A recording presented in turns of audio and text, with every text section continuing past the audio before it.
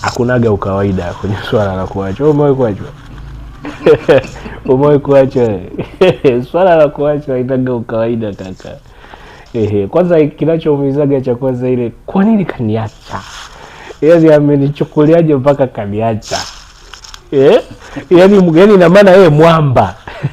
Hapo sasa hapo ndo unakuta wengine hapo inabidi atafute maumivu yake pa kuyatolea. Anaenda kutolea wapi? Mbona mwingine anatafuta ajitetee.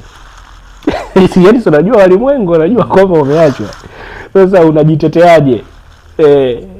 Waone kwamba huna hatia au waone kwamba you don't care. Kwa hiyo watu ndo wanatafutaga njia hiyo. Ndio wanatafuta huruma za waja au awaonyeshe waja kwamba yeye yuko sawa. Kwa hiyo haijamuumiza. Lakini ndo anapona vile anavyokuwa anasema. Na mbaya zaidi uachwe. Alafu sasa yule mwamba kakuacha.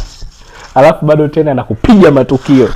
Yaani ya mbalimbali, unamuona mwamba mara anakula vizuri. Kapendeza. Yaani kakuacha. Alafu bado anapendeza.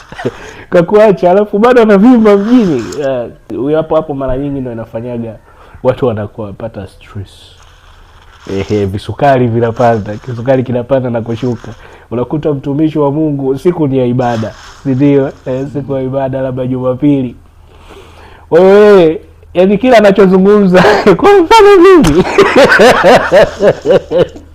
Yaani kila anachozungumza anajihusisha yeye.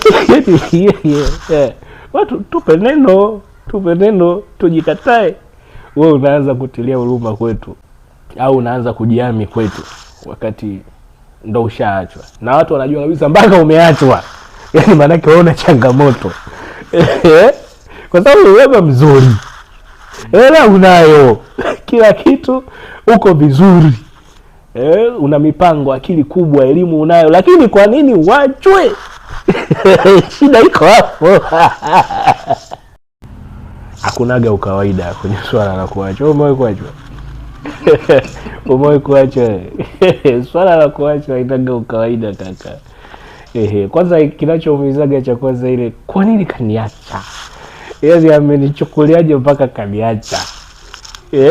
Yaani na maana yeye mwamba. Hapo sasa hapo ndo unakuta wengine hapo inabidi atafute maumivu yake pa kuyatolea. Anaenda kutolea wapi? Mbona mwingine anatafuta ajitetee. Yaani unajua walimwengu wanajua kwamba